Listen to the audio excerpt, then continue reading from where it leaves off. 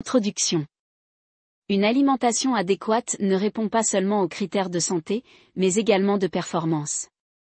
Nous verrons dans cet ouvrage des moyens de réaliser ces objectifs à travers vos repas. Tout d'abord, nous allons aborder des éléments de nutrition sportive. Ces dernières années, le domaine de l'alimentation a connu un essor scientifique important, principalement pour répondre à la grande diversité des objectifs des sportifs. Vous pourrez, même si vous n'êtes pas un sportif chevronné, trouver dans cet univers de quoi optimiser votre diète. Quelle que soit votre principale activité, vous ne pourrez que profiter du fait de savoir ce qui suivra. Vous avez la possibilité de le lire de façon verticale, ou de vous servir de la table de matière pour vous rendre immédiatement au sujet qui vous intéresse. Comment s'adapter à la nutrition sportive ? Nous allons très souvent aborder la notion de nutrition sportive car même si vous ne pratiquez pas intensément, cela reste la meilleure manière de se nourrir. Quel que soit votre profil, vous devez toujours vous nourrir selon un but précis. Pour la plupart des êtres humains, le plaisir tend souvent à occulter cet aspect. Mais l'un n'exclut pas l'autre. Alors nous allons voir dans ce manuel des principes que vous devez connaître et qui vous permettront de devenir autonome dans vos choix. La seule manière d'allier plaisir et bien-être est de disposer des principes qui vous guideront. Aucun programme préétabli ne peut vous permettre de réaliser telle chose. Objectif 1. Avoir le corps que vous voulez. La nutrition sportive peut rendre votre corps sain et vous permettre d'obtenir le corps que vous souhaitez. Sa sémantique est juste une façon de dire que vous mangez pour atteindre un objectif. Les athlètes pratiquent des sports qui nécessitent des besoins nutritionnels spécifiques pour les aider à concourir à leur meilleur niveau. Il peut s'agir d'améliorer les performances athlétiques, de gagner de la masse musculaire maigre, de réduire la graisse corporelle ou de perdre du poids. Qu'est-ce que cela signifie pour vous ? Cette facilité de moduler ces principes selon votre objectif est une ressource inestimable. Si vous êtes physiquement actif avec cependant quelques paramètres physiques à améliorer ou à optimiser et que vous n'avez tout simplement pas assez d'énergie pour soutenir une séance d'entraînement, une alimentation appropriée peut être tout ce dont vous avez besoin pour renverser la situation. La nutrition sportive s'avère être une méthode efficace pour les athlètes et les adultes actifs. Il s'agit de la même stratégie appliquée en matière d'alimentation saine que celle que beaucoup d'entre nous connaissent. L'important est d'utiliser une approche authentique de nutrition sportive pour atteindre vos objectifs. Il y aura quelques différences entre les régimes des culturistes et des coureurs de fond, mais dans l'ensemble, les choix alimentaires seront très similaires. Alors que nous apprécions une alimentation simple et efficace, nous avons tendance à rendre l'alimentation saine, complexe et stressante.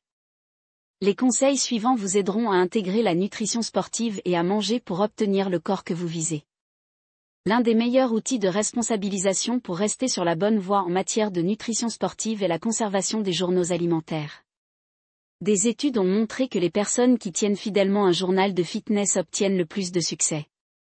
Consommer tous vos aliments et boissons peut vous peser, mais avec le temps, cela deviendra votre ami.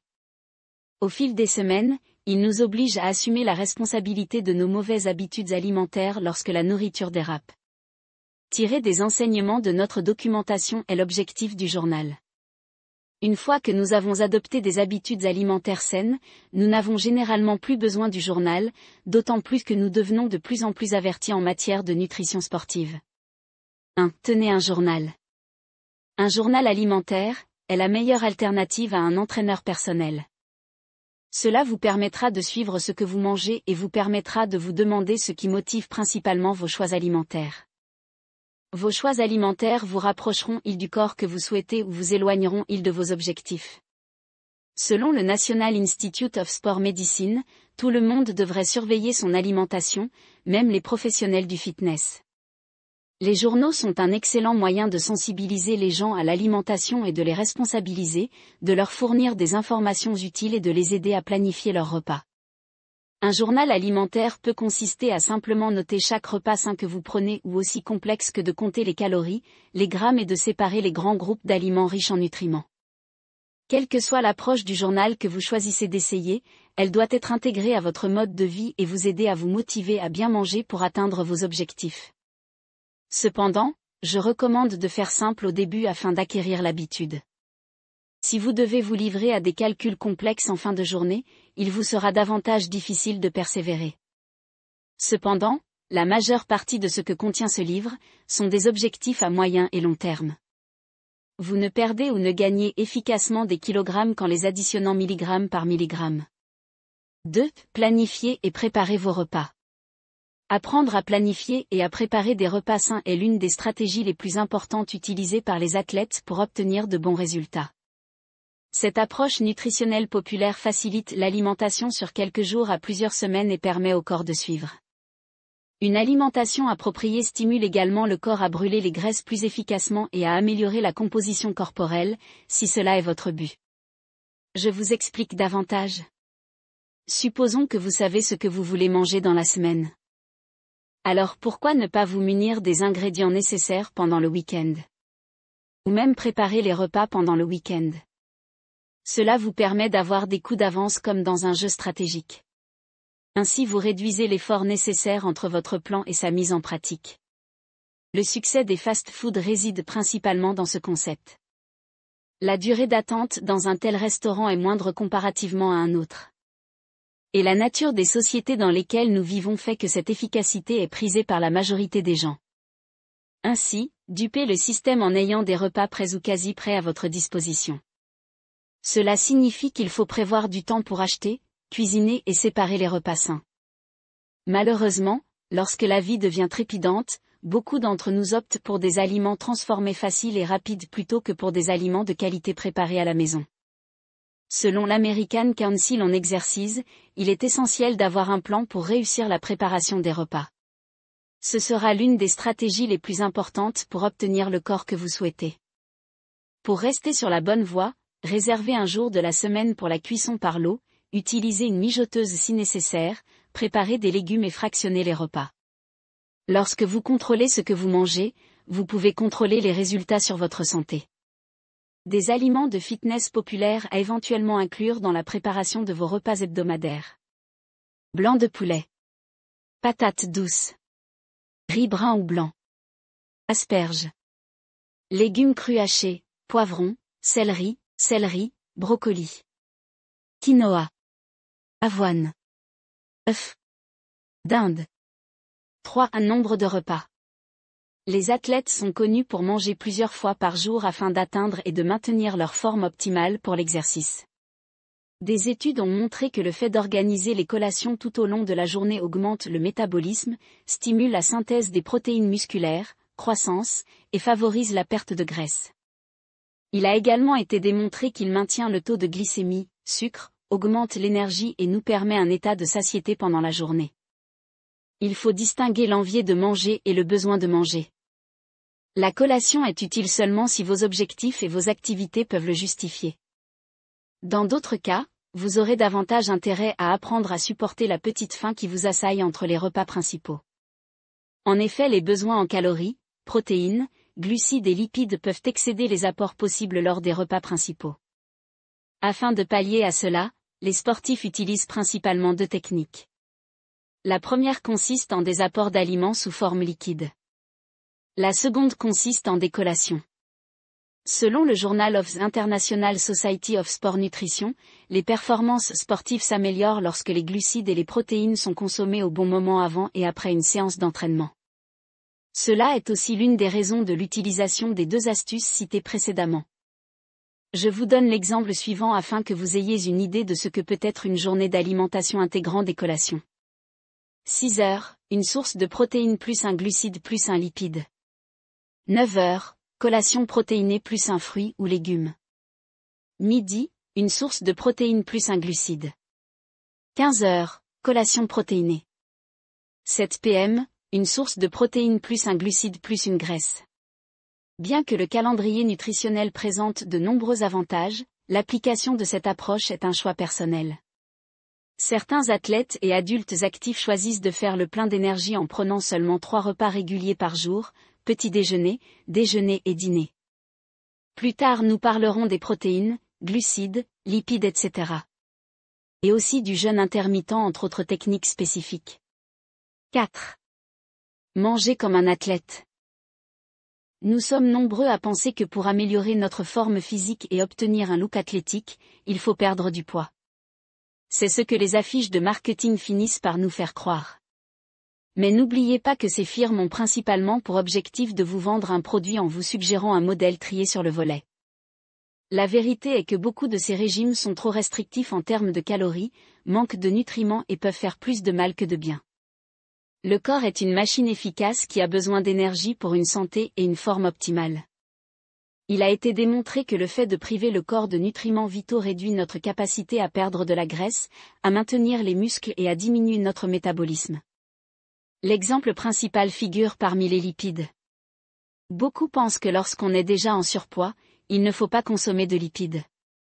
Cependant, n'oubliez pas que lorsqu'on parle de lipides il y en a une large gamme. Il est donc judicieux d'intégrer les bons lipides qui contribuent au bon fonctionnement de votre système hormonal qui est l'une des bases de vos progrès quels que soient vos objectifs. En guise d'image, rappelez-vous que plus vous vieillissez plus il devient difficile de perdre du poids ou de prendre du muscle. On peut évidemment contrecarrer ou ralentir ce processus, mais ce phénomène est principalement dû à une efficacité moindre du système hormonal. Manger comme un athlète signifie manger correctement, et non moins, pour obtenir le corps que l'on souhaite. Lorsque vous choisissez de manger une grande variété d'aliments riches en nutriments pour soutenir un mode de vie actif, vous obtenez d'excellents résultats. Selon le Journal of the International Society of Sport Nutrition, les petits déficits caloriques sont les plus efficaces pour préserver les muscles, réduire les graisses et maintenir les performances sportives. En d'autres termes, les régimes extrêmes de restriction calorique qui éliminent des nutriments importants ne sont pas le meilleur moyen d'atteindre les objectifs de remise en forme. Comme je l'ai déjà dit plus haut, votre lutte se livrera avec des victoires de milligramme après milligramme. Toute autre forme de victoire est temporaire. Ceux qui vous vendent du rêve, retirent souvent au passage votre santé et votre bien-être. Notre objectif ici est de vous permettre de conserver voire d'optimiser tous ces paramètres, en vous rendant totalement autonome au passage. Les exemples de plans de repas suivants intégrant une excellente nutrition sportive pour que les athlètes aient une belle apparence tout en donnant le meilleur d'eux-mêmes. Pour les femmes actives, un exemple de plan de repas quotidien, environ 1800 calories, peut comprendre les éléments suivants. Repas 1, un œuf entier et 4 blancs d'œufs brouillés, servis avec de la salsa et une tasse de fruits. Repas 2, 4 cuillères à soupe d'oumou avec une tasse de mini carottes ou de bâtonnets de céleri. Repas 3, grande salade verte avec poulet grillé, ciose, un demi-tasse de haricots cuits, 2 tasses de légumes mélangés hachés et salsa verde. Repas 4, un demi-tasse de yaourt nature, un demi-tasse de myrtille. Repas 5, saumon grillé, 8 oses, avec du citron, un demi-tasse de riz brun et 2 tasses de fleurons de brocoli cuits. Un plan de repas quotidien, environ 2500 calories, pour un homme actif peut comprendre les éléments suivants. Repas 1, 3 œufs entiers brouillés, un demi-tasse de yaourt nature, un demi-tasse de myrtille et un tiers de tasse de granola. Repas 2, mélange de protéines, 2 mesures de poudre de protéines, 3/4 de tasse de baille, 1/4 de tasse de lait de coco, une cuillère à soupe de graines de lin, eau. Repas 3, hamburger de bœuf maigre, 8 oses, enveloppé dans de la laitue, garni de tomates, d'oignons, de moutarde et de 3 tasses de légumes verts. Repas 4, chaque protéine mixte. Repas 5, poulet grillé, 6 oses, un demi-tasse de salade de quinoa et une tasse de brocoli. Objectif 2, croissance musculaire. Sachez que quel que soit votre objectif, vous avez intérêt à faire croître ou renforcer vos muscles. Cela répond tout d'abord à un objectif de bonne santé de votre système musculo-squelettique. Et pour ce faire vous devez le combiner avec un entraînement adapté à vos objectifs. Quant à l'alimentation, apprendre les principes relatifs à la croissance musculaire vous permettra surtout d'apprendre également les principes afin de les préserver. Avec la vieillesse, nous assistons souvent à une fonte musculaire. Et comme la vieillesse n'épargne personne, vous avez intérêt maintenant à vous familiariser avec les principes qui vous permettront de vous préserver très longtemps. Vous remarquez que les personnes âgées qui s'adonnent à des activités sportives du genre musculation relativement modérée, le poids de l'âge transparaît difficilement. Cette activité, combinée à une bonne alimentation vous permettra de conserver un corps jeune le plus longtemps possible. Selon les recherches, la nutrition joue le rôle le plus important dans le développement musculaire. Malheureusement, beaucoup d'entre nous se présentent à leur séance d'entraînement et oublient qu'une bonne alimentation fait partie du processus d'entraînement. Les personnes actives font souvent l'impasse sur l'alimentation en raison d'informations erronées sur la nutrition ou de plans alimentaires à la mode. La construction musculaire est un travail difficile et une excellente nutrition sportive est essentielle à ce processus. En fonction du mode de vie, du niveau d'activité et des objectifs, le plan de régime de chaque personne sera différent. Il n'y a jamais de plan unique qui convienne à tous les régimes de musculation ou de sport. Selon un document de synthèse publié dans le Journal of the International Society of Sport Nutrition, les bodybuilders et autres athlètes doivent adapter leur alimentation à leurs besoins énergétiques pendant l'exercice. Il s'agit d'un large éventail de macronutriments équilibrés, protéines, glucides et lipides, conçus spécialement pour chaque individu. 1. Considérez l'eau comme un nutriment essentiel. L'eau est considérée comme le nutriment le plus important dans la nutrition sportive. L'exercice régulier nous fait transpirer et augmente notre besoin de boire de l'eau. Pour donner le meilleur de nous-mêmes et obtenir le corps que nous voulons, nous devons boire beaucoup d'eau. Mais rares sont les personnes qui vous diront que la qualité de l'eau est tout aussi importante. Une chose est quasiment sûre, la quasi-majorité des gens a accès de l'eau de qualité hygiénique satisfaisante. Évidemment, on en déplore encore beaucoup qui n'y ont pas accès. Mais avez-vous pensé à des paramètres tels que la dureté, la composition, voire même la mémoire énergétique? Sachez que tous ces paramètres sont à prendre en compte. Afin de faire simple, je vous conseillerais de varier les profils des eaux que vous buvez. Ne vous contentez pas éternellement du même type. Chacun a des avantages et des inconvénients. Quant à la mémoire de votre eau, cela dépend de votre sensibilité. Je conseille cependant de traiter l'eau que vous devez boire avec le plus grand soin, elle constituera une fraction de la matière principale qui constitue votre corps. L'eau constitue plus de la moitié du corps, régule la température corporelle, maintient la digestion et protège les organes. Elle joue également un rôle important dans la fonction musculaire, le transport des nutriments et l'élimination des toxines de l'organisme. Sans eau, nous ne pouvons pas survivre et l'activité physique nous oblige à boire plus d'eau. Selon l'American Council on Exercise, pendant une heure d'exercice, nous pouvons perdre jusqu'à 1 litre d'eau en raison de l'intensité et des conditions environnementales. Rester hydraté est essentiel pour une fonction physique et des performances sportives optimales. Des études ont fourni différentes recommandations concernant l'eau de boisson en fonction de nombreux facteurs, notamment l'âge, l'état de santé, le niveau d'activité et l'endroit où vous vivez. En règle générale, vous devez boire suffisamment d'eau pour éviter d'avoir soif. Un bon indicateur d'hydratation est une urine incolore ou jaune pâle. Il est également important de boire de l'eau avant, pendant et après l'exercice. 2. Les suppléments peuvent aider. De nombreux athlètes et personnes actives utilisent des compléments alimentaires pour améliorer leur performance sportive, stimuler la croissance et la récupération musculaire, et augmenter la perte de graisse. Des études ont montré que certains compléments sont meilleurs que d'autres et peuvent apporter des avantages au programme de nutrition sportive. Toutefois, l'absence de gestion des suppléments et de contrôle de la qualité peut se traduire par une qualité médiocre et des produits inefficaces. N'oubliez jamais que l'univers des compléments est avant tout un business. L'objectif est donc pour ces firmes de vous faire croire que leur produit est essentiel et efficace. De ce fait, nous baignons dans un océan d'études partielles, où l'on exagère les avantages, dissimule les inconvénients et vous conseille d'en prendre des quantités qui peuvent des fois être toxiques. Vous devez donc savoir à travers des sources non influencées par des firmes, ce qui est vraiment avantageux pour vous. La meilleure manière reste le test personnel. Mais la gamme des produits est aujourd'hui telle que plusieurs vies ne suffiraient pas à toutes les expérimenter. Il n'en demeure pas moins que le choix des compléments est un choix personnel. Des études cliniques examinent les effets des suppléments et il est recommandé d'en examiner les résultats pour déterminer s'ils vous conviennent. Il est également recommandé de consulter votre médecin avant de prendre des compléments alimentaires. En particulier pour une certaine gamme de produits. Nous verrons plus en détail dans la suite, ce que vous devez considérer selon vos objectifs. Ce que vous devez savoir sur les calories. Mais avant d'aborder les compléments alimentaires, il est important que nous prenions le temps de dissiper les questions que vous pourriez avoir en relation avec les questions des calories. Cette notion est celle qui focalise l'attention des gens lorsqu'il en vient à la question de l'alimentation. Tout le monde en parle, assurons-nous que vous sachiez de quoi il est vraiment question et aussi que vous vous débarrassiez des clichés en rapport avec cela. En science, une calorie est une unité de mesure de l'énergie. C'est l'équivalent de la quantité d'énergie nécessaire pour soulever un litre d'eau. Ce que nous appelons calories, dans le domaine de la nutrition et du fitness sont en fait des kilocalories, équivalentes à 1000 calories.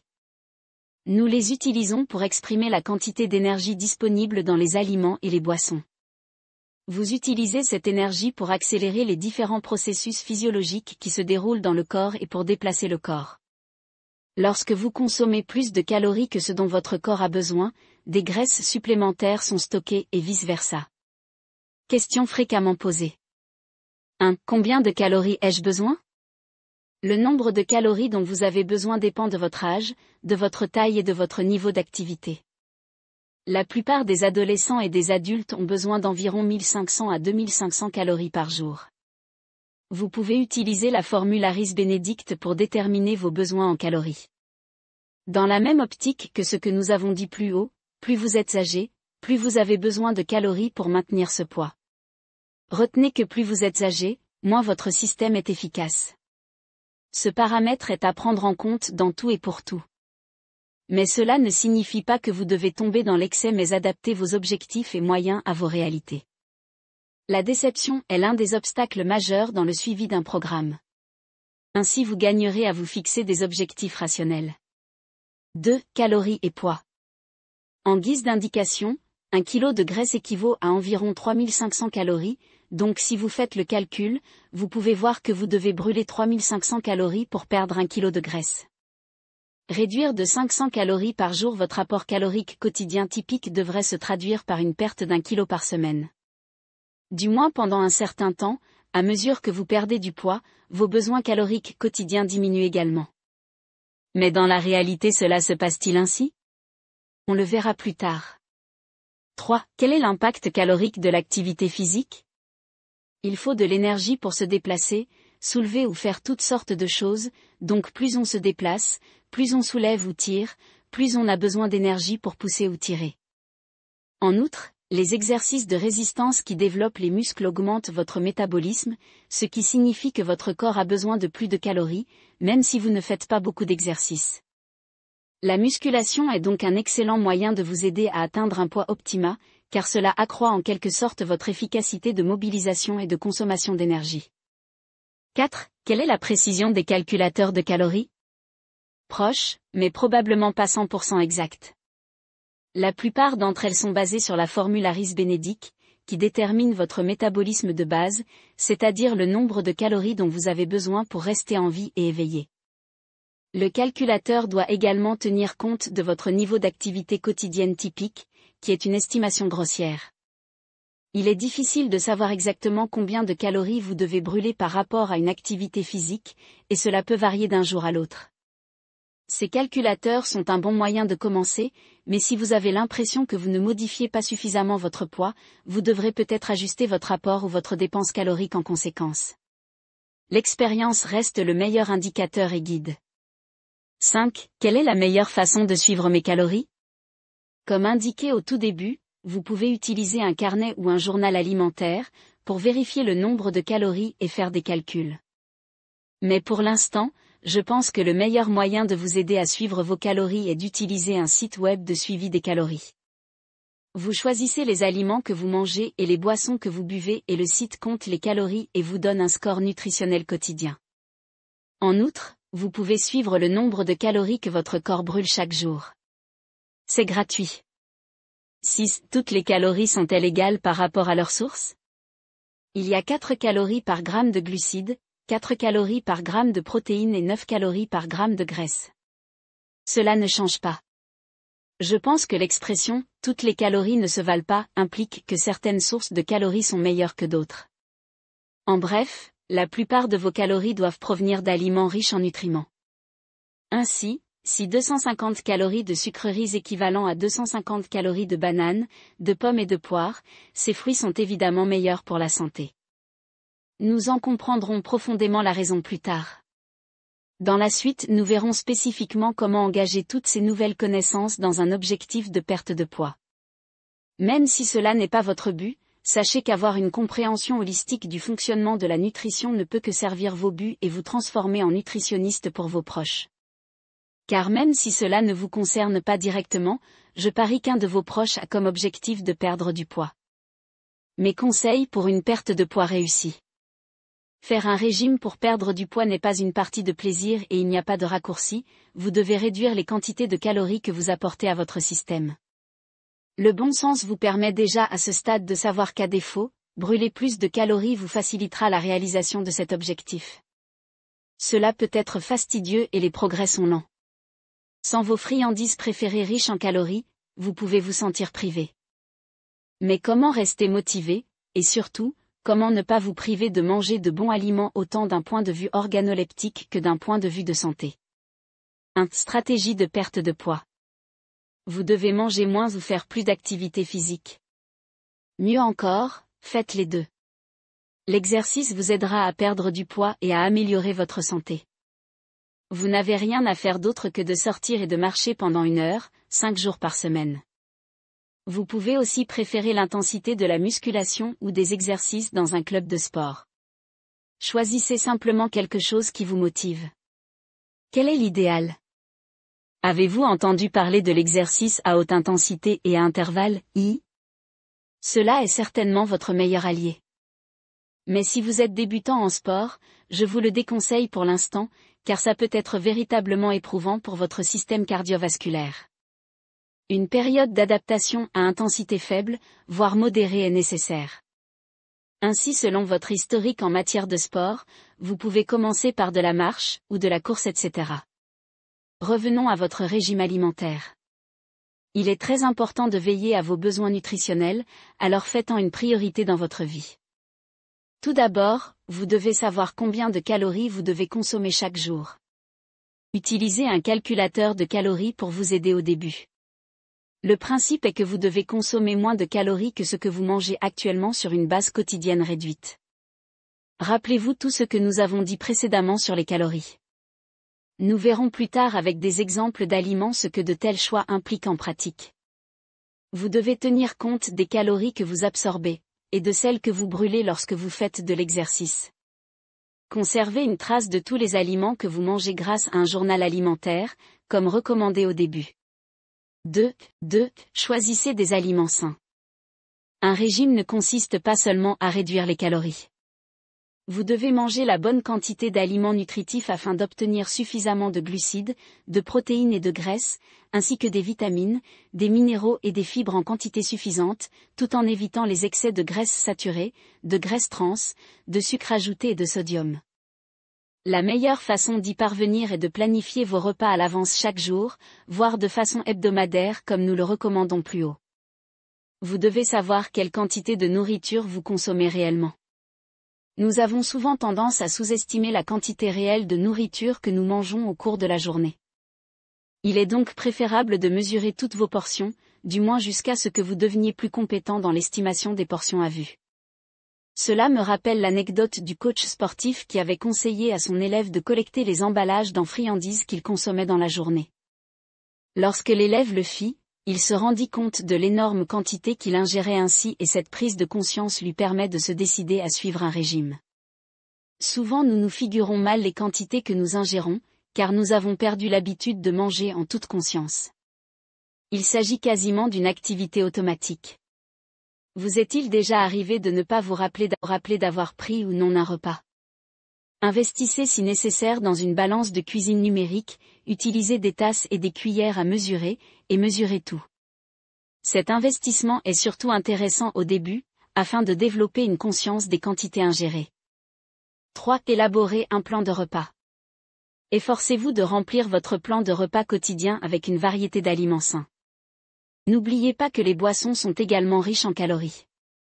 Planifiez vos repas quelques jours à l'avance afin de pouvoir aller au magasin et acheter tous les aliments dont vous avez besoin.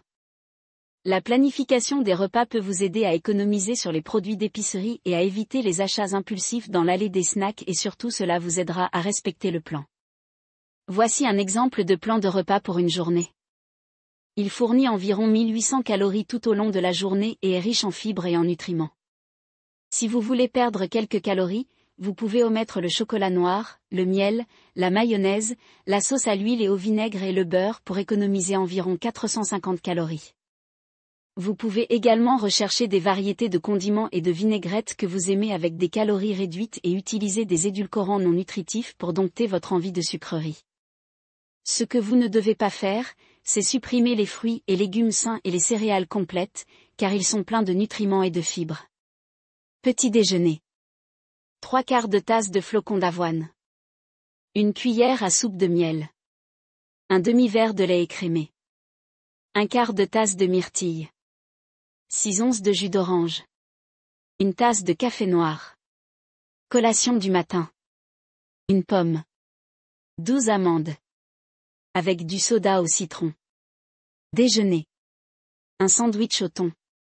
1 tomate épaisse coupée en tranches. 1 cuillère à soupe de mayonnaise. Et de la laitue sur 2 tranches de pain complet. 1 tasse de petites carottes crues. Soda ou boisson gazeuse light. Collation de l'après-midi. 1 tasse de yaourt nature sans graisse.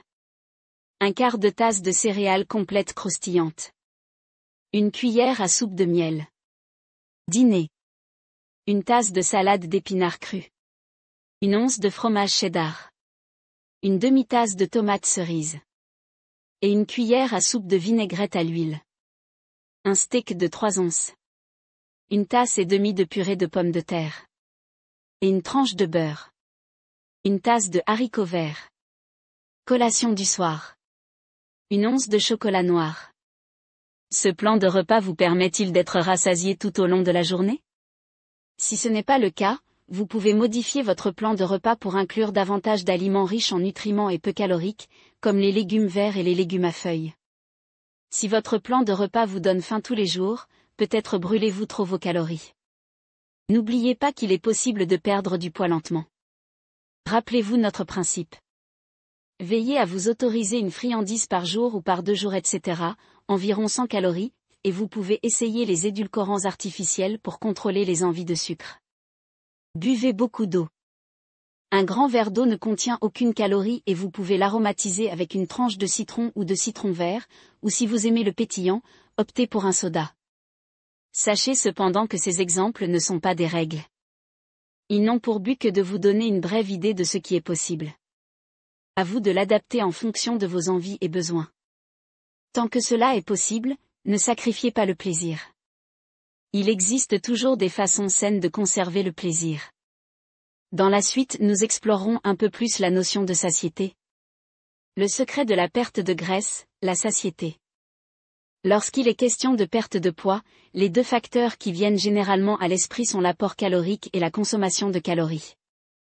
Toutefois, un beignet et quelques morceaux d'ananas frais fournissent tous deux environ les mêmes 200 calories, de sorte que les calories ne sont pas toutes les mêmes. En plus de se concentrer davantage sur les 2 facteurs que sont la valeur calorique et la teneur en macronutriments, glucides, lipides et protéines, il existe un certain nombre d'autres facteurs intéressants, par exemple, la source de l'aliment, la façon dont l'aliment est transformé et ce qui est ajouté pendant la transformation. Dernière conclusion des recherches. Des chercheurs du National Institute of Health ont proposé un nouveau modèle de classification basé sur le degré de transformation des aliments, qui divise les aliments en 4 catégories. 1. Fruits, légumes, légumineuses, céréales complètes, œufs et viandes non transformées ou peu transformées. 2. Assaisonnement de cuisson transformé, par exemple, huile, beurre, sel. 3. Aliments transformés, par exemple, viande en conserve, pain, charcuterie. 4. Aliments trop transformés, par exemple, sucreries ou snacks, aliments prêts à consommer, fast-food, nuggets de poulet et de poisson surgelés, etc. L'objectif de ces aliments est de donner au corps une sensation de goût et de susciter ainsi l'envie de manger en grande quantité. De plus, en ajoutant du sel, du sucre, de l'huile et des conservateurs, la durée de conservation de l'aliment est non seulement prolongée, ce qui augmente la rentabilité du produit, mais le rend également moins difficile à consommer. À l'inverse, les aliments non transformés ne contiennent pas de sel, de sucre ou de graisse ajoutée et ne sont transformés que dans une mesure limitée pour garantir qu'ils sont sains et sûrs à consommer. Les participants à l'expérience ont mangé au hasard des aliments surtransformés pendant les 2 premières semaines et uniquement des aliments non transformés et peu transformés pendant les 2 semaines suivantes. Les chercheurs ont constaté qu'à quantité égale de calories, de protéines, de glucides, de lipides, de fibres alimentaires et de sodium par portion d'aliments surtransformés et non transformés, les participants consommaient davantage d'aliments surtransformés, soit environ 500 calories supplémentaires par jour. Ce résultat suggère également que même après avoir prêté attention à l'un des facteurs que constitue la teneur en protéines, les gens continuent de consommer davantage d'aliments transformés en raison du manque de satiété. Aliments non transformés ou transformés. Les aliments non transformés sont riches en fibres alimentaires et en protéines, qui aident votre corps à se sentir rassasié plus longtemps. Tandis que le sodium contenu dans les aliments transformés, vous fait généralement manger plus. L'étude a révélé que, à contenu nutritionnel égal, les expérimentateurs consommaient plus d'aliments transformés et donc plus de calories. L'étude n'explique pas pourquoi les gens mangent plus lorsqu'ils consomment des aliments trop transformés, mais les chercheurs ont constaté que les participants appréciaient chaque repas dans la même mesure, ce n'est donc pas parce que les aliments sains sont difficiles à manger. Fait intéressant, les chercheurs ont constaté que les participants mangeaient plus vite les aliments trop transformés, consommant en moyenne 10 calories de plus par minute que s'ils avaient mangé les aliments non transformés. Ils ont également constaté que, bien que les repas non transformés et transformés contiennent la même quantité de graisse et de glucides, les participants consommaient plus de graisse et de glucides, principalement au petit déjeuner et au déjeuner, et la même quantité de protéines totales lorsqu'ils consommaient des repas trop transformés par rapport aux repas non transformés. Étude précédente. Des études antérieures ont montré que les aliments trop transformés sont plus pauvres en protéines et en fibres alimentaires, deux éléments qui provoquent une satiété plus rapide et plus durable. Par conséquent, la différence d'apport calorique entre les deux groupes alimentaires pourrait être due aux différents niveaux de protéines et de fibres alimentaires. Toutefois, la dernière étude réfute cette théorie, car la teneur en protéines et en fibres alimentaires des deux types d'aliments étudiés était la même, tandis que la teneur en graisse et en glucides était plus élevée dans les aliments trop transformés. L'une des explications possibles est que les fibres alimentaires présentes dans les aliments trop transformés ne proviennent pas de l'aliment lui-même, comme elles ne sont pas présentes en quantité suffisante, des additifs aux fibres alimentaires doivent être utilisés pour les rendre identiques à celles des aliments non transformés. Les additifs de fibres alimentaires dans les aliments tels que les boissons gazeuses ne satisfont pas les papilles gustatives autant que les fibres alimentaires naturelles présentes dans les aliments, ce qui peut en partie conduire à un apport calorique plus important. Une autre raison possible est la théorie du levier protéique suggérée par des recherches antérieures, les humains mangent inconsciemment suffisamment de protéines pour assurer leur survie. Si l'apport en protéines est insuffisant, les gens peuvent consommer plus de calories et ainsi obtenir plus de protéines. Les participants ayant consommé moins de protéines pendant la journée, ont peut-être mangé en excès la nuit sans se rendre compte que c'était un signal indiquant que leur corps avait besoin de protéines. Les niveaux élevés d'édulcorants artificiels que l'on trouve dans les aliments transformés tels que le Coca-Cola Light peuvent sérieusement tromper les signaux de faim de l'organisme. Ces édulcorants stimulent l'envie de manger, et le corps sécrète des enzymes pour digérer ces calories potentielles. Lorsque l'organisme ne consomme pas assez de calories, les enzymes produites lui donnent une sensation de faim et l'incitent donc à manger davantage. Résumé. De nouvelles découvertes suggèrent que, quelle que soit la manière dont un régime est conçu, l'essentiel réside dans la qualité des calories, en particulier lorsqu'on envisage de réduire son poids. Si vous envisagez de réduire la quantité de nourriture que vous consommez chaque jour, vous devez d'abord optimiser vos sources de calories et vous assurer que vous vous sentez rassasié tout au long de la journée. Si vous vous en tenez aux céréales complètes, aux aliments non transformés et que vous consommez plus de protéines pendant la journée, ou le matin, il ne sera pas aussi difficile de réduire votre consommation quotidienne. Puisque la faim sera satisfaite à chaque repas, il est beaucoup plus facile de créer et de maintenir des habitudes alimentaires saines.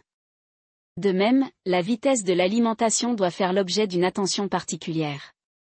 Des études ont montré que manger rapidement conduit à manger plus, et les aliments trop transformés ont tendance à être consommés plus rapidement en raison de leur goût délicieux. Par conséquent, pour obtenir les meilleurs résultats en matière de perte de poids, savourez chaque repas lentement et en vous laissant moins distraire par d'autres choses. Enfin, bien que le fait de compter les calories et les divers éléments consommés soit utile pour mesurer les besoins de votre corps, il est préférable de manger davantage de vrais aliments, de rester à l'écart de la malbouffe et de pratiquer de bonnes habitudes alimentaires. Nous aborderons justement les stratégies pour éviter la malbouffe dans la suite. 10 façons de combattre les envies de malbouffe. Les envies de malbouffe peuvent vous rendre triste, surtout lorsqu'elles semblent provenir du fait que vous ne savez pas quoi faire. Une minute, vous allez bien, la suivante, vous avez l'impression que tout votre corps réclame une énorme tasse de beurre de cacahuète. C'est plus facile lorsque vous avez envie de pommes, de myrtilles ou de haricots verts, car ils sont pauvres en calories et bons pour la santé. Le problème, c'est lorsque vous avez envie d'un produit sucré, salé ou riche en graisse. Ou, dans le pire des cas, quand vous avez envie des trois en même temps. Les envies semblent prendre vie. Vous pouvez résister ou céder à la tentation. Une pause pendant un certain temps, ou le contrôle des envies en choisissant de petites portions, vous permettra de garder votre budget calorique sous contrôle. Mais lorsque les fringales se transforment en crise de boulimie, vous risquez de prendre des kilos superflus ou de vous nourrir d'aliments mauvais pour la santé. Vous avez des envies de malbouffe? Jetez un coup d'œil aux conseils suivants. 1. Gérez vos aliments déclencheurs. Il est beaucoup plus facile de céder à la tentation lorsque la nourriture dont vous avez envie est facile à atteindre. Ne laissez donc pas d'aliments malsains dans la cuisine, sur votre plan de travail ou ailleurs. Cela ne veut pas dire que vous ne pouvez pas manger à la maison, mais choisissez des aliments plus faciles à gérer. N'empilez pas les tasses de beurre de cacahuète. Plus il y aura d'efforts à fournir pour atteindre la malbouffe, moins vous serez susceptible de vous laisser avoir par les fausses impressions de faim. Ce phénomène a été observé chez les animaux qui jaugent très souvent la distance entre l'effort et la récompense. 2. Ne sautez pas de repas. Un ventre qui ne gronde pas permet d'éviter plus facilement les fringales, alors ne sautez pas votre repas principal. Commencez par un petit déjeuner sain, suivi d'un déjeuner et d'un dîner nutritif. Ajoutez quelques encas, à condition qu'ils soient bons pour vous et que le nombre de calories reste le même. 3. Est-ce une envie ou une faim? Il y a une différence entre la sensation physique de la faim et la sensation mentale et émotionnelle de l'envie de quelque chose. Si vous avez faim et que l'heure du repas n'est pas proche, vous devez manger quelque chose. Si vous n'avez pas très faim, essayez la technique de distraction suivante pour les fringales. 4. Buvez de l'eau ou des boissons pauvres en calcium. Boire un grand verre d'eau peut vous distraire ou calmer vos envies sans ajouter de calories. Si l'eau plate vous semble ennuyeuse, ajoutez 1 ou 2 tranches de citron vert ou de concombre. Ou buvez du thé glacé, sans sucre ajouté. 5. Faites une promenade. C'est une autre distraction salutaire. Évitez les fringales en faisant un peu d'exercice et en vous promenant. Si vous ne pouvez ou ne voulez pas sortir, faites quelques minutes d'aérobic. En plus d'être une distraction, l'activité physique peut aider à réduire le stress qui peut contribuer à vos envies. 6. Faire une sieste. La fatigue contribue au stress, qui est l'un des facteurs qui, comme on l'a vu précédemment, peut vous faire céder aux envies de malbouffe. Alors peut-être qu'une petite sieste l'après-midi vous aidera. Veillez également à dormir suffisamment chaque soir en vous couchant à une heure raisonnable, cela permet de mieux dormir pendant la nuit. 7. Brossez-vous les dents. L'utilisation du fil dentaire et le brossage ne sont peut-être qu'une distraction, mais une bouche propre et une haleine fraîche peuvent suffire à vous empêcher de vous laisser tenter par des aliments sucrés ou gras. Si vous n'êtes pas chez vous, un rafraîchisseur d'haleine peut faire l'affaire. 8. Chewing-gum ou bonbon dur. Un chewing-gum ou un bonbon dur ne contient pas beaucoup de calories et son goût peut suffire à vous faire passer l'envie de malbouffe. Vous pouvez aussi essayer un produit, à base de menthe par exemple, qui associe un délicieux goût sucré à une sensation de fraîcheur qui peut stopper net de nombreuses fringales. 9. Appelez un ami. Appelez ou envoyez un message à un ami ou à un membre de votre famille, avec qui vous pouvez parler de vos envies. C'est génial d'avoir quelqu'un de proche qui peut vous soutenir dans vos efforts pour adopter une alimentation saine. Vous pouvez également être là pour eux lorsqu'ils ont besoin d'aide pour surmonter leurs envies. 10. Choisissez l'option la plus saine. Il existe de nombreux aliments sains qui peuvent satisfaire une envie de sucré ou de salé. Des baies fraîches, des smoothies aux fruits, du beurre de cacahuète sur des bâtonnets de céleri ou des tranches de pain complet avec du beurre d'amande peuvent venir à bout des fringales et apporter une valeur nutritive. Nous verrons dans la suite des stratégies afin de détoxifier votre organisme. 5 façons simples de détoxifier votre corps. Si vous aimez l'idée de nettoyer votre système digestif, mais ne voulez pas le faire avec des régimes extrêmes, des laxatifs, des tisanes ou des probiotiques, il existe de nombreuses pratiques alimentaires et de modes de vie qui peuvent aider à améliorer la digestion et à soulager les ballonnements, les gaz et la constipation. Voici 5 façons simples de nettoyer votre système. 1. Augmentez votre consommation quotidienne de fruits et légumes.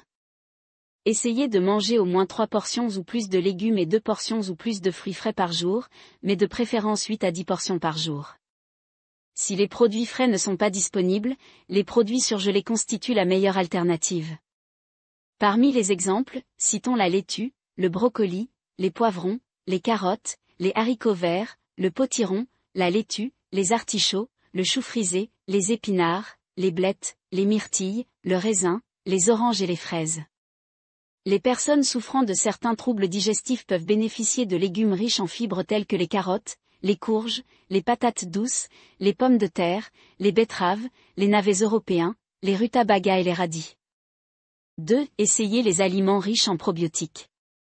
Les aliments riches en micro-organismes vivants bénéfiques, appelés probiotiques, peuvent contribuer à améliorer la digestion, à soutenir le système immunitaire, à réduire l'inflammation et à augmenter la proportion de bactéries bénéfiques par rapport aux bactéries potentiellement nocives dans l'intestin.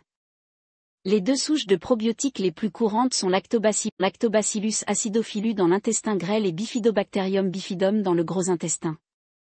Bien que les probiotiques soient disponibles sous forme de suppléments, on les trouve également dans le lait et le yaourt acidulé, y compris ceux fabriqués à partir de noix de coco, de riz, de soja et d'autres laits non laitiers, le kombucha, le kvass et les légumes fermentés tels que la choucroute et le kimchi. 3. Essayez ces céréales complètes riches en fibres. Essayez de manger du riz brun, du quinoa, qui n'est pas une vraie céréale mais une herbe, de l'avoine coupée en acier, du millet, de l'amarante, du sarrasin et du riz sauvage au lieu du riz blanc, des bajelles, du pain ordinaire et des pâtes. 4. Buvez plus de liquide. L'eau, ainsi que les soupes, les smoothies et autres liquides, est essentielle pour une digestion optimale, mais la plupart d'entre nous n'en boivent pas assez. Il est particulièrement important de boire suffisamment lorsque vous augmentez votre consommation de fibres, provenant des fruits, légumes, céréales et graines. La couleur de votre urine peut servir de guide. En général, une urine de couleur jaune clair ou incolore indique que vous vous hydratez suffisamment, mais cela dépend beaucoup de votre régime alimentaire, d'autres problèmes de santé, etc. N'oubliez pas non plus que certaines vitamines et certains aliments peuvent modifier la couleur de votre urine, comme les vitamines B et les betteraves. Essayez les tisanes, le thé vert, la limonade, le bouillon et l'eau plate. 5. Essayez les graines de lin. Les graines de lin sont de petites graines qui fournissent une merveilleuse combinaison de fibres solubles et insolubles qui peuvent aider certaines personnes souffrant de constipation ou de cacalâche. Les graines entières sont difficiles à manger, elles doivent donc être moulues dans un moulin à café ou à épices ou dans un mixeur avant d'être ajoutées aux aliments. La saveur douce de noix saupoudre joliment les flocons d'avoine ou les salades et peut également être ajoutée aux céréales, aux granolas, aux produits de boulangerie ou même aux smoothies.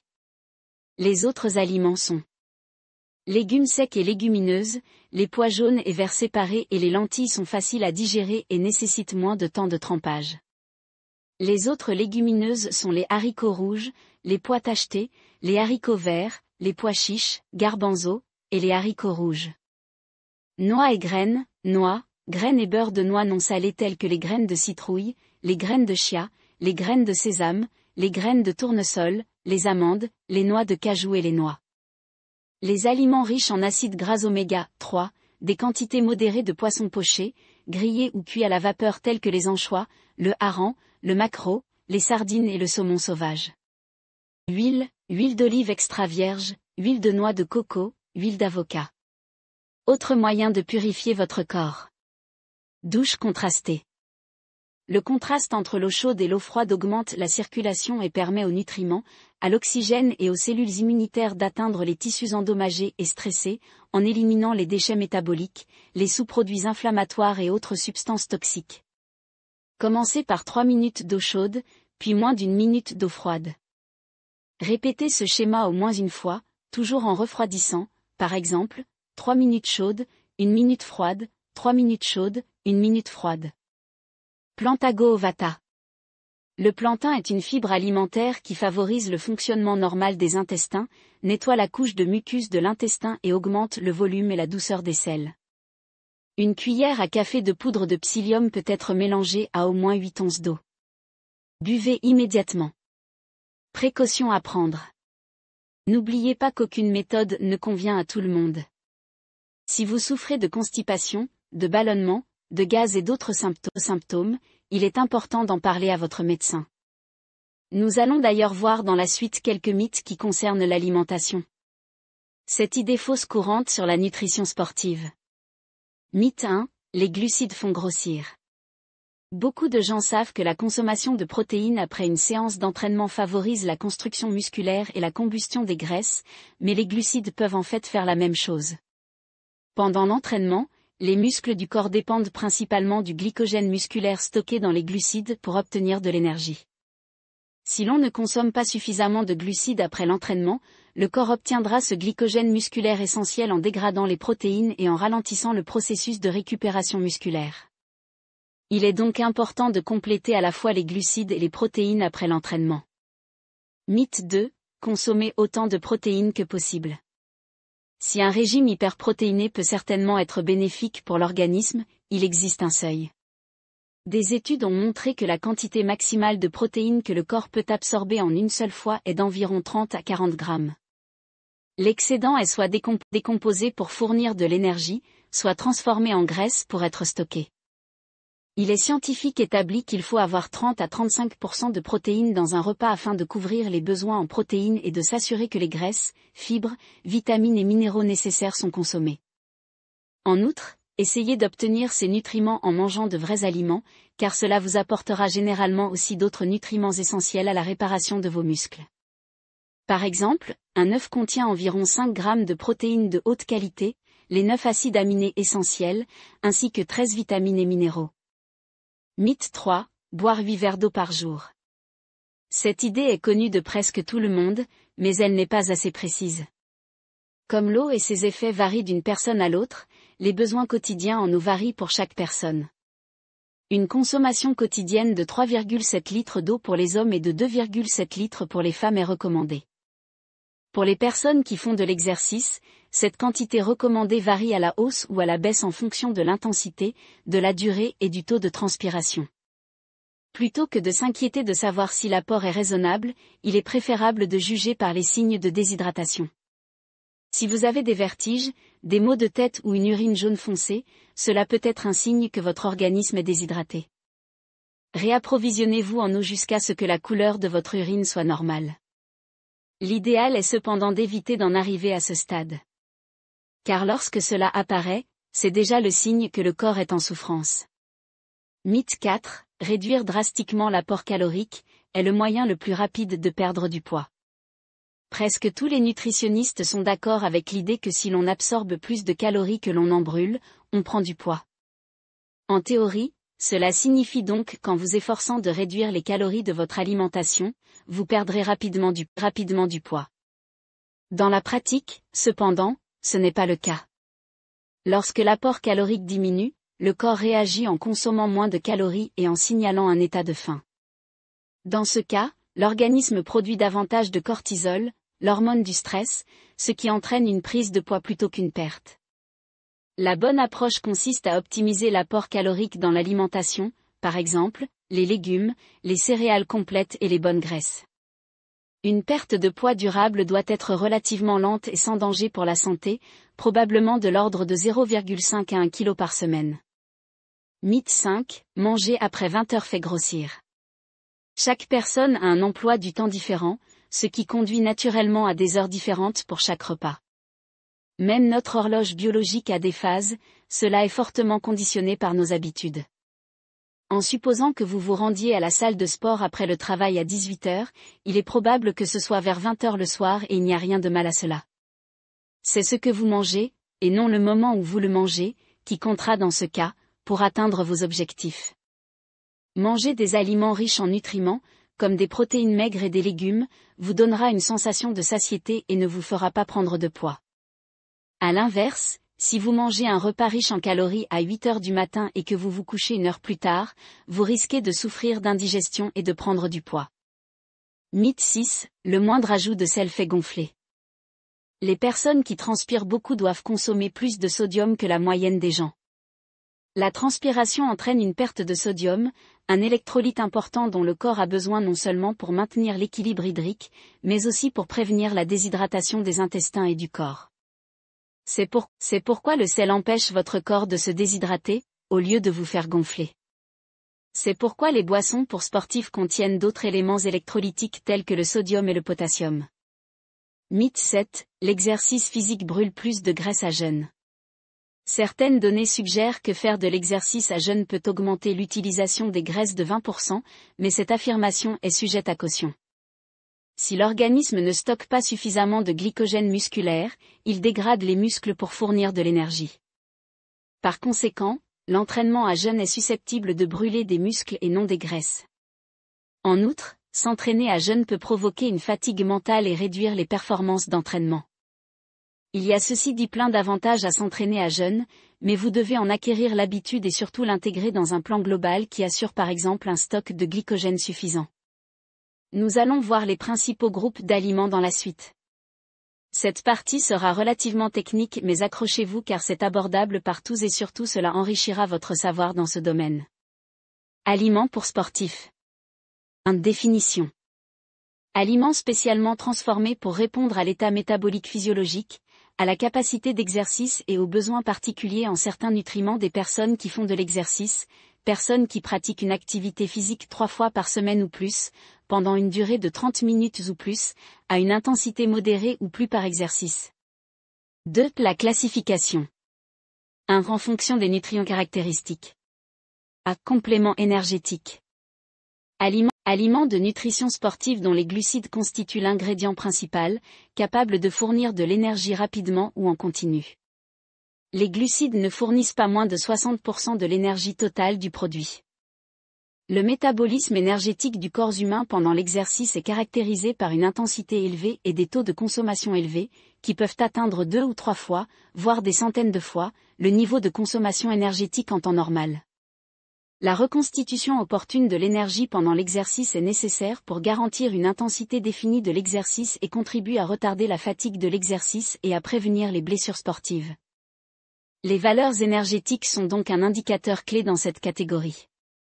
Les glucides sont la meilleure source d'énergie, avec des taux de production d'énergie élevés et la capacité de libérer de l'énergie par glycolyse en l'absence d'oxygène, ce qui est très important pour les personnes qui font des exercices de haute intensité et dont le corps est relativement privé d'oxygène. En outre, le sucre est la principale source d'énergie du système nerveux central et contribue également à protéger le foie des substances toxiques. La supplémentation en glucides avant l'effort augmente les réserves de glycogène musculaire, maintient la glycémie et le taux d'insuline, et réduit la consommation de protéines pendant l'effort. La supplémentation en glucose après l'effort favorise la récupération physique et améliore la synthèse et le stockage du glycogène hépatique et du glycogène musculaire. B. Contrôle de l'énergie. Les aliments pour sportifs peuvent répondre aux besoins du contrôle du poids pendant l'exercice, en favorisant la dépense énergétique et en remplaçant leur source. La proportion de l'énergie fournie par les protéines par rapport à l'énergie totale du produit est comprise entre 25% et 50%. Par exemple, les shakes protéinés. Pour les personnes qui font de l'exercice pour contrôler leur poids, en particulier celles qui doivent contrôler ou réduire leur poids dans certaines circonstances, le simple fait de réduire leur alimentation peut entraîner un apport insuffisant en eau, en minéraux et en vitamines, qui peut être préjudiciable à la forme physique et à la santé s'il n'est pas reconstitué à temps. Il existe des produits spécialement formulés pour répondre aux besoins de ce groupe de personnes, qui peuvent être complétés par les nutriments nécessaires au maintien des fonctions physiologiques normales de l'organisme. Les produits de dépense énergétique sont formulés pour répondre aux exigences de contrôle du poids en ajoutant des nutriments qui favorisent la dépense énergétique pendant l'exercice. Ces produits peuvent être enrichis en nutriments ou en éléments nutritifs qui contribuent à la dépense énergétique pendant l'exercice. Ces substances favorisent la dépense énergétique par le biais, par exemple, du transfert des acides gras. Les produits de substitution énergétique, quant à eux, doivent être enrichis en protéines en fonction des besoins nutritionnels et peuvent également être enrichis en nutriments non énergétiques, par exemple, vitamines, minéraux, nécessaires à l'exercice pour maintenir une capacité d'exercice normale. C. Suppléments protéiques. Aliments de nutrition sportive dont le composant principal est une protéine ou un hydrolysat de protéines, capable de répondre aux besoins de l'organisme en matière de croissance et de réparation des tissus. La proportion d'énergie fournie par les protéines en poudre n'est pas inférieure à 50% de l'énergie totale. Les exercices de haute intensité entraînent des degrés divers de dégradation des protéines musculaires, ce qui augmente encore les besoins en protéines. Afin de réparer les protéines musculaires endommagées, l'apport de quantités adéquates de protéines ou de leurs hydrolysats aide à réparer les tissus musculaires et à augmenter les matières premières nécessaires à la synthèse musculaire. Les protéines sont donc souvent utilisées comme un nutriment clé pour maintenir et développer la force musculaire pendant l'exercice ou l'entraînement. Exemple, protéines de lactosérum, protéines orthoazotées, protéines de lactosérum isolées, barres protéinées. Les hydrolysats de protéines sont des substances obtenues à partir de protéines par l'action de substances acides ou d'hydrolase protéique. Chaque hydrolysat de protéines contient des longueurs différentes de peptides et de molécules d'acides aminés libres en fonction du degré d'hydrolyse. Des études ont montré que les principaux effets des hydrolysats de protéines sont une augmentation significative de la force musculaire et de la masse maigre. Une réduction de la fatigue musculaire lors de la consommation d'hydrolysats de protéines pendant l'exercice. La promotion de la synthèse du myoglycogène. Et l'amélioration de la sécrétion d'insuline et de la synthèse des protéines musculaires. 2. Classé par sport. A. Vitesse et force. Aliments de nutrition sportive dont la créatine est l'ingrédient caractéristique, adapté au sprint, au saut en hauteur, au football, à l'haltérophilie, à la lutte, au judo, au taekwondo, au culturisme et aux exercices d'équipement de force. La créatine phosphate et l'ATP sont les principaux fournisseurs d'énergie pour les sports de vitesse et de puissance. La créatine se combine avec l'acide phosphorique dans le corps pour produire de la créatine phosphate, qui décompose rapidement et favorise la resynthèse de l'adénosine triphosphate, ATP, maintenant ainsi l'ATP dans un équilibre dynamique. Une supplémentation en créatine peut directement augmenter les réserves d'énergie du corps et améliorer la puissance explosive du corps. La créatine est un nutriment important pour les sports de force et de vitesse. Elle est donc considérée comme un nutriment caractéristique des épreuves de vitesse et de force. B. Endurance. Les aliments nutritionnels pour sportifs, dont les ingrédients caractéristiques sont la vitamine B1 et la vitamine B2, conviennent à la course à pied sur moyenne et longue distance, au jogging, à la marche rapide, au cyclisme, à la natation, à l'aviron, à l'aérobic, à la danse, au sport de plein air et à d'autres activités. Les sports d'endurance se réfèrent principalement à des exercices aérobies de longue durée où la dépense énergétique de l'athlète est extrêmement élevée, comme dans les épreuves mentionnées ci-dessus qui nécessitent toute une fonction de longue durée pour être achevée. L'énergie dépensée dans les sports d'endurance est principalement obtenue par la fonction d'oxydation aérobie des sucres et des graisses. Les principaux facteurs qui déterminent la capacité d'exercice dans les épreuves d'endurance sont la glycémie, les réserves de glycogène, les réserves cardiaques, la capacité de transport de l'oxygène dans le sang, les niveaux d'enzymes régulateurs du métabolisme aérobie et l'équilibre hydroélectrolytique. Les vitamines B, par exemple B1, B2, jouent un rôle régulateur et limiteur de vitesse en tant que facteur coenzyme dans la glycolyse, le cycle de l'acide tricarboxylique, la phosphorylation oxydative, la oxydation des lipides et la dégradation des acides aminés pour l'approvisionnement en énergie. L'exercice d'endurance est extrêmement exigeant pour les enzymes qui régulent le métabolisme d'oxydation aérobie et les chaînes de transfert d'électrons dans les mitochondries. Lorsque les nutriments clés qui influent sur l'exercice d'endurance, par exemple les vitamines B, ne sont pas complétés en temps utile ou sont insuffisants, l'activité des enzymes qui régulent l'oxydation aérobie et les chaînes de transfert d'électrons est réduite et le taux d'approvisionnement en énergie d'oxydation aérobie diminue, ce qui fait que les athlètes sont incapables de reconstituer leur énergie en temps utile, ce qui affecte leur performance sportive. La supplémentation en vitamine B augmente le métabolisme et améliore l'activité des enzymes d'oxydation aérobie, ce qui favorise la participation des trois principales substances énergétiques à l'oxydation aérobie et accélère le taux de production d'énergie par l'organisme. Cette récupération post-exercice. Aliments de nutrition sportive dont les ingrédients caractéristiques sont les peptides, adaptés aux personnes en phase de récupération après un exercice de moyenne ou haute intensité ou de longue durée. Par exemple, peptides d'acides aminés à chaîne ramifiée, peptides de glutamine.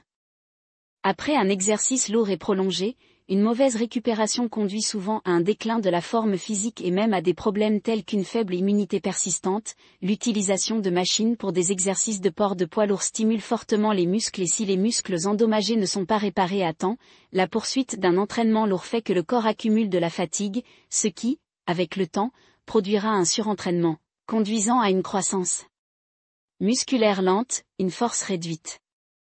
Cela peut entraîner un ralentissement de la croissance musculaire, une réduction de la force, des courbatures et des raideurs musculaires prolongées, ainsi que de mauvaises performances mentales et de la fatigue. La bonne utilisation des aliments pour sportifs est l'un des outils les plus importants pour aider les gens à accélérer leur récupération physique et à éliminer la fatigue. Les peptides sont des hydrolysats de protéines obtenus par un traitement biotechnologique spécial après que les protéines ont été hydrolysées par des protéases. Avec une masse moléculaire relative alors inférieure à 5000, ils ont un taux d'absorption 2 à 3 fois plus élevé que les acides aminés individuels. La supplémentation post-exercice avec des peptides peut augmenter les niveaux de testostérone sérique et aura un effet sur l'évaluation subjective du taux d'effort. Des études ont montré que les peptides peuvent favoriser la synthèse des protéines, classant les peptides comme un composant caractéristique de la classe de récupération post-exercice. La réglementation et le contrôle rigoureux des aliments de nutrition sportive sont une aubaine pour les consommateurs et un atout pour le développement de la réglementation du marché. Cependant, tout produit certifié n'est pas nécessairement bon pour vous. Comme nous en avons parlé précédemment, vous devez veiller à ne pas tomber dans les campagnes marketing. Nous dans la suite, des éléments à prendre spécifiquement en compte dans un programme de musculation. Guide de base des régimes de renforcement musculaire. De nombreuses personnes qui viennent de commencer à faire de l'exercice recherchent un large éventail de conseils sur la façon de prendre du muscle. La réponse la plus appropriée serait « Ne réfléchissez pas trop, mangez simplement ». De nombreuses personnes qui débutent commencent par calculer soigneusement les ratios nutritionnels de chaque repas, mais au bout d'un moment, elles constatent que les résultats ne sont pas idéaux. Construire le corps idéal est une question de patience, et il est préférable de se concentrer sur les bases dans les premiers temps pour éviter les effets contre-productifs d'être trop professionnel, tout comme écrire du code, même les meilleurs commencent par « Hello World ». Manger sain est la première étape qui très souvent s'avérera largement suffisant pour la plupart des pratiquants. Dans cette partie, nous avons préparé 10 directives de base pour un régime de musculation. Mettez en œuvre ces directives chaque jour et faites-en une partie intégrante de votre vie. Dans les mois ou les années à venir, voire plus longtemps, vous pourrez étudier la nutrition de manière plus approfondie, mais ces directives de base vous seront toujours utiles. 1. Le jeu des chiffres de l'alimentation. De nombreux débutants font souvent la même erreur, copier les plans de régime des culturistes professionnels, même en vue d'une compétition. Ce n'est pas que ces plans soient mauvais, mais ils ne vous conviennent pas encore. N'oubliez jamais une chose, le corps a besoin d'énergie et le corps consomme de l'énergie. Lorsque votre objectif est de développer vos muscles, vous avez tout à fait tort de réduire radicalement votre consommation de glucides et même de très petites quantités de graisse alimentaire. Personne ne peut développer uniquement des muscles sans prendre de la graisse. Gérez vos attentes mentales et tant que vous gagnez plus de muscles que de graisse, vous êtes sur la bonne voie. 2. Réglage de l'apport en protéines. Les protéines sont un composant important de l'organisme, elles réparent les muscles endommagés et régulent les niveaux d'hormones. Les personnes qui font de l'exercice doivent donc consommer plus de protéines dans des limites raisonnables. L'apport quotidien recommandé en protéines est le suivant: 1 g de protéines, 1 livre de poids corporel, soit 180 g de protéines pour 180 livres de poids corporel. Si, après un certain temps, vous constatez que cela ne fonctionne pas, vous pouvez augmenter la dose à 1,5 g. Pour rappel, un livre égale 0,453 592 kg. La plupart des protéines peuvent être obtenues à partir de votre alimentation quotidienne, mais bien sûr, 2 à 3 cuillères de protéines en poudre par jour sont